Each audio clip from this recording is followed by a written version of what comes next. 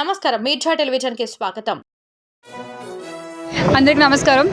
2019లో వైఎస్ఆర్సీపీ పార్టీలో జాయిన్ అవ్వడం జరిగింది. జాయిన్ అయిన తర్వాత మొట్టమొదటిగా నేను చేసిన క్యాంపెయినింగ్ అవంతి శ్రీనివాసరావు గారికే ఇక్కడ భీమిలి నియోజకవర్గానికి రావడం జరిగింది. ఆ రోజు పెద్ద ఎత్తున మహిళలందరూ కూడా మేము అవంతి గారి వైపే ఉంటాము, మా ఓటు అవంతి గారికే అని అన్నారు. అన్న మాట నిలబెట్టుకున్నారు.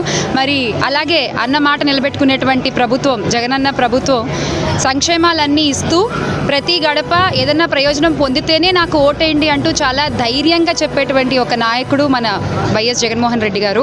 అంటే 175 ఎమ్మెల్యే స్థానాలు, 25 ఎంపీ స్థానాలు, ఒక ఓటు వేసి ఎమ్మెల్యేని ఎంపీని ఎంచుకోవడం కాదండి, తర్వాత 5 సంవత్సరాల భవిష్యత్తుని మనం ఎంచుకుంటున్నాము ఆంధ్ర రాష్ట్ర ప్రజలందరం కూడా. సో దయచేసి ఓటు వేసే ముందు ఒక్కసారి ఆలోచించి మీరు ఓటేయండి. హామీలు ఇచ్చి నెరవేర్చే ప్రభుత్వానికి ఓటేస్తారా, లేదా హామీలు మాటల వరకే ఉంచేటువంటి ప్రభుత్వానికి ఓటేస్తారా అనేది మీ ఇష్టం. అండ్ ఈరోజు ఇక్కడ వైఎస్ఆర్ కాలనీకి రావడం జరిగింది. ఎవరు కూడా ఒక నాయకుడు వచ్చాడు, లేదా ఒక క్యాంపెయినింగ్ చేసేవాళ్ళు వచ్చారు, ఒక నాయకుడు వాళ్ళ కూతురు వచ్చారని కాకుండా మా కుటుంబ సభ్యులు వచ్చారు అన్నట్టుగా మమ్మల్ని ఆదరించి హారతులు పట్టి అవంతి గారికి అయితే అసలు చాలా ఆనందంగా వాళ్ళు మమ్మల్ని రిసీవ్ చేసుకున్నారు.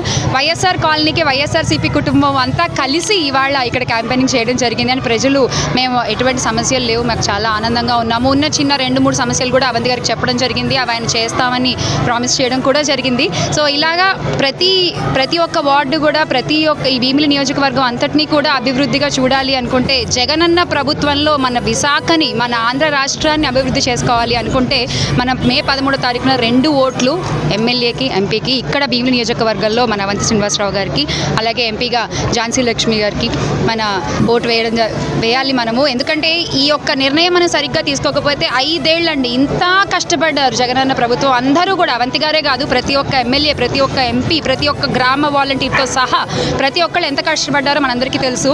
ఒక్క నిర్ణయం సరిగ్గా తీసుకోవడం మనం చాలా అవసరం. ఆ నిర్ణయం మీ చేతుల్లో. జై జగన్, జై అవంతి.